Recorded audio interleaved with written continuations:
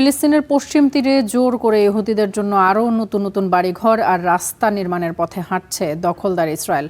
এজন্য যত বাজেট দরকার তা পাশ করছে ইসরায়েলের সরকার। দেশটির অর্থমন্ত্রী জানিয়েছেন, ফিলিস্তিনিদের জায়গা মতো গড়ে ওঠা এসব অবৈধ বসতিকে আইনি স্বীকৃতির পাশাপাশি বিপুল টাকা বরাদ্দ দেওয়া হয়েছে। ইসরায়েলের কট্টরপন্থী সরকার এই পদক্ষেপকে তাদের ইতিহাসের সবচেয়ে বড় প্রজেক্ট বলে দাবি করছে। বিশ্লেষকরা বলছেন, এর ফলে ফিলিস্তিনিদের নিজেদের একটি স্বাধীন দেশ গড়ার স্বপ্ন চিরতরে শেষ হবার পথে। ফিলিস্তিনিদের নিজেদের ভিটেমাটি থেকে তাড়িয়ে পশ্চিম তীরে ইহুদিদের রাজত্ব কায়েম করার চূড়ান্ত পরিকল্পনা ইসরায়েলের নেতানিয়াহু সরকারের। এবছরই বসতি নির্মাণের কাজ শুরু করার ঘোষণা দিয়েছেন ইসরায়েলি অর্থমন্ত্রী।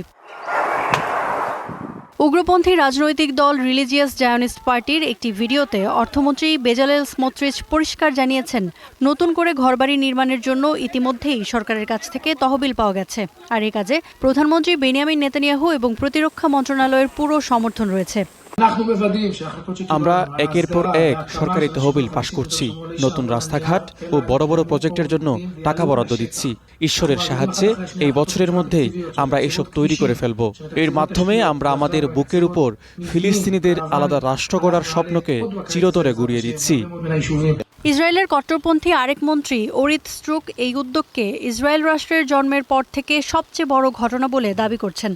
1949 সালের আন্তর্জাতিক আইন বা জেনেভা কনভেনশন অনুযায়ী কোনো দেশ যুদ্ধ করে অন্য দেশের জায়গা দখল করলে সেখানে নিজেদের সাধারণ মানুষকে এনে বসতি গড়ে তুলতে পারে না। তাই জাতিসংঘ সহ পৃথিবীর প্রায় সব দেশই ইসরায়েলের এই কাজকে সম্পূর্ণ অবৈধ বলে মনে করছে।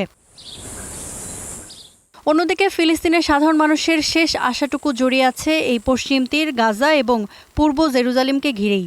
তারা এই এলাকাগুলো নিয়েই তাদের ভবিষ্যৎ স্বাধীন দেশ গড়তে চায়। কিন্তু ইসরায়েল যেভাবে একের পর এক ফিলিস্তিনিদের জায়গা দখল করে নিজেদের শহর বানাচ্ছে, তাতে সাধারণ মানুষের সেই স্বাধীন দেশের স্বপ্ন এখন পুরোপুরি অন্ধকারের দিকে।